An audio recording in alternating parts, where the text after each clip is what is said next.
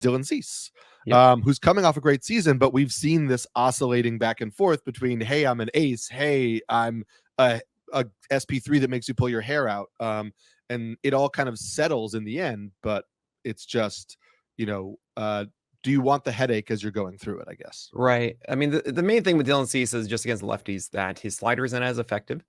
It's absurd against righties, and also the fastball is really effective against righties too. Four seamer, but against lefties, the slider isn't as good, and the fastball, I wouldn't say its best asset is its command. It's not. He sometimes goes too high out of the zone, sometimes he gets it too far in the zone, and on a given day, that volatility is because against lefties, he doesn't have that winning pitch. Mm-hmm. This is why I've been banging the drum for so long for Dylan Cease to learn a cutter. There was a moment he was starting to throw it, and that's really cool. And then he stopped because he allowed a home run to one guy. And it's just like, oh, I think it was like Ryan McMahon or something like that. I don't remember who it was, but he messed him up. And I'm pretty sure that he was just like, all right, I'm not going to throw the cutter anymore because of this. So now that's an off season, I don't think he's going to continue with the sweeper curve because the sweeper is not the thing against lefties. Hello, Mm-hmm. that's for righties. And sure, if you want to have more fun with righties, by all means, but that's not your problem. It's lefties.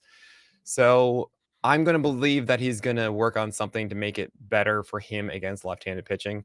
And yeah, he's a rock for tons of strikeouts. I love the situation still in San Diego. He's got another year with that. So I'm a big fan of this. And I'm believing that we'll see very good Dylan Cease throughout the year. You mentioning that he started throwing the cutter a little bit and then abandoned it is interesting and something we should track for the offseason, because remember, he didn't have a full offseason in San Diego, right? He was traded pretty close to the start of the season.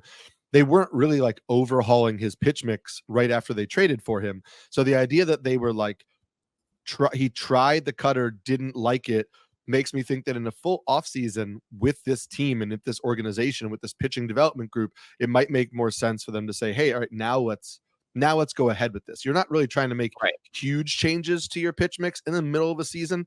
You may shift usage of particular pitches, but the idea that a pitcher in the middle of a season starts throwing something they have never thrown before, it's very, very rare. Yeah, but he absolutely flashed it, so now maybe we see it.